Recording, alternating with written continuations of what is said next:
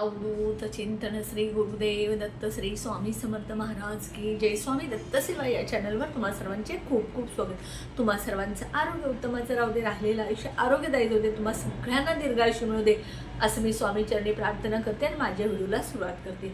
आज कार्तिक पौर्णिमा म्हणजे त्रिपुरारी पौर्णिमा आणि ह्या त्रिपुरारी पौर्णिमेला आज सायंकाळी आपल्याला भगवान शंकरांच्या समोर 750 वाती प्रज्वलित करायच्या। हा योग वर्षातून एकदाच आणि हे आजच एकदाच करायचं आहे। त्रिपुरारी पौर्णिमेला संध्याकाळी भगवान शंकराच्या मध्ये महादेवाच्या पिंडी समोर मंदिरात, समजा तुम्हाला जवळ मंदिरात जाता येत नसेल तर तुम्ही तुमच्या घरामध्ये ह्या 750 वाती प्रज्वलित करू शकता। आणि ह्या 750च्या वाती आहेत त्या तुम्हाला कुठेही त्या फुलाचं किंवा जे देवाचं साहित्य मिळतं तिथं मिळतात। काल मी घेऊन आलेले आहे, तुम्ही आज आणा, काल आणले असतील तर ठीक।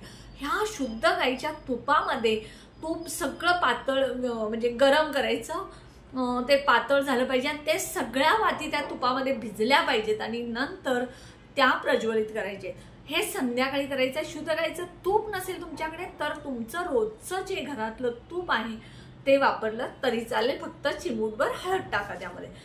बघा, ह्या त्रिपुरारी पौर्णिमेला आज तुम्हाला तुमच्या घरामध्ये मुख्य दरवाजाच्या आतल्या बाजूला एक असा उपाय करायचा आहे, असं एक वाक्य लिहायचं आहे की त्यामुळं तुमच्या घरामध्ये धनधान्य स्थिर राहील, धन स्थिर राहील, धान्य स्थिर राहील, अडचणी ज्या आहेत त्या दूर होतील, धैर्य प्राप्ती होईल, शौर्य प्राप्ती होईल। हे सगळं आपल्याला मिळवण्यासाठी आज सायंकाळी अशा काही गोष्टी लिहायच्या आहेत मुख्य दरवाजाच्या आतल्या बाजूला। आज पौर्णिमा आहे, हळदीचं लिंपण तुम्ही नक्कीच केलं असेल उंबऱ्याला, हळदीचं स्वस्तिक काढलं असेल मुख्य दरवाजाच्या तिथे। त्यानंतर आज सायंकाळी संध्याकाळी सत्यनारायणच्या घरच्या घरी पूजा जी आहे केंद्रानुसार ती तुम्हाला करायची आहे। आणि आज तुम्हाला असे काही वाक्य लिहायचे आहेत, काय आहे, ब्रह्मांड पुराणातील हा उपाय आहे आणि त्यामुळे तुम्ही नक्की उपाय करा। ब्रह्मांड पुराणातले उपाय जे आहेत ते केल्यानंतर हे केंद्रानुसार सांगितलं आहे त्यामुळे तुम्ही नक्की करा। मुख्य दरवाजाच्या आतल्या बाजूला रात्री चंद्रोदयानंतर हे वाक्य लिहायचं आहे। सगळ्यात पहिल्यांदा तुम्हाला मनात काही गोष्टी, काही 6 वाक्य ती स्मरण करायची आहेत। मनातल्या मनात ती नावं स्मरण करायची। ती कोणती नावं मी डिस्क्रिप्शन बॉक्समध्ये देणार आहे आणि आत्ता सुद्धा सांगते, लिहून घ्या किंवा तुम्ही लिहून घेऊ शकता। पार्वती, संभूती, प्रीती, संतती, अनुसूया आणि क्षमा हे 6 वाक्य तुम्ही मनात स्मरण करत नंतर दरवाजावरती 5 वाक्य लिहायचे। पार्वती, संभूती, प्रीती, संतती, अनुसूया आणि क्षमा हे मनात स्मरण करायचं आणि त्यानंतर सायंकाळी अष्टगंध तुम्ही ओलं करायचं। मग गुलाबजलनं ओलं करा किंवा गोमूत्रानं ओलं करायचं किंवा अष्टगंध ओलं सुद्धा तुम्हाला डबी मिळते ती आणा किंवा तुमच्याकडे असेल तर खूपच छान। ते कशानं लायचं, तुम्ही अगरबत्तीची काडी घेऊ शकता, तुम्हाला सांगते ते तुळशीची काडी असते ती घेऊ शकता, बोटानं लिहू शकता, तुम्हाला शक्य होईल त्या गोष्टीनं तुम्ही ते लिहायचं आहे। अष्टगंधमध्ये तुळशीची काडी, जर तुळशीच्या काडीनं जर लिहिला तर अतिशय चांगलं।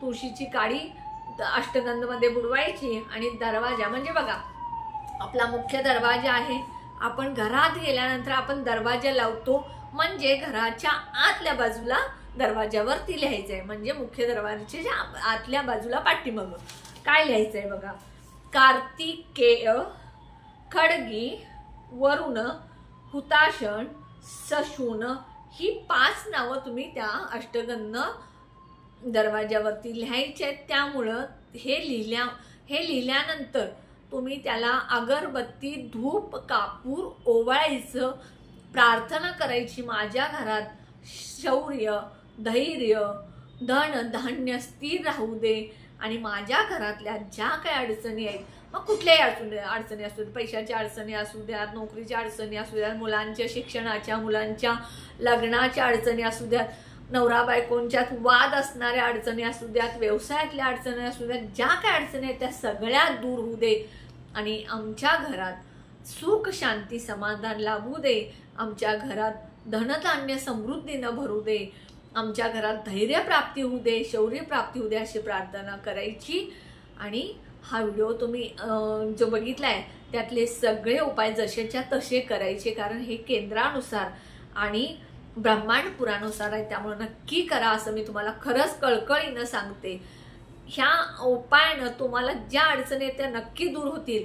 आणि सगळ्यात महत्त्वाचं जे मी उपाय सांगते ते केल्यानंतर तुम्हाला लगेच काय करोडोनं पैसा येणार नाहीये, पण जो पैसा येईल तो स्थिर राहील, वाढेल, हळूहळू तुमच्या घरामध्ये प्रगती होईल, हळूहळू अडचणी दूर होतील, धैर्यप्राप्ती हळूहळू होईल, तुम्हाला शौर्यप्राप्ती हळूहळू वाढेल, हे नक्की होईल। तुम्ही उपाय करा। व्हिडिओ माझा आवडला असल्यास जास्तीत जास्त तुम्ही शेअर करा, मित्रांना शेअर करा, मैत्रिणी, नातेवाईक, संबंधी, शेजारी, कोणाला नाही कोणाला ह्या व्हिडिओचा उपयोग झाला तर पहिला स्वामी समर्थ महाराज तुम्हाला आशीर्वाद देतील। कारण मी प्रत्येक व्हिडिओमध्ये सांगत असते, दुसऱ्याचं जर तुम्ही चांगलं चिंतला, दुसऱ्याचं चांगलं उद्या म्हटला तर स्वामी समर्थ महाराज तुमचं नक्की चांगलं करतील। जर तुम्ही दुसऱ्याबद्दल कपटी भावना, कपट भावना, वाईट चिंतला तर महाराज तुमचं वाईट करायला कधी कमी करणार नाहीत। त्यामुळे नेहमी दुसऱ्याचं चांगलं चिंता, तोंडावर एक आणि मनात एक कधीच करू नका। दुसऱ्याबद्दल नेहमी चांगले विचार करा, महाराज तुमचं चांगलं करतील। कसं असतं, एखादी व्यक्ती आपल्या जवळ येते, समोर तुम्हाला गोड गोड बोलते, पण त्याच्या मनात काय चाललेलं हे तुम्हाला माहीत नसतं। पण तसं करू नका, जे काय आहे ते स्वच्छ मनानं सगळ्यांशी वागा, बोला आणि महाराजांचा भरभरून आशीर्वाद घ्या। व्हिडिओला जास्तीत जास्त लाईक करा, कमेंट करा, ऑल बटनला क्लिक करा, त्यामुळे माझे छोटे छोटे उपाय सेवा तोडगे कळतील।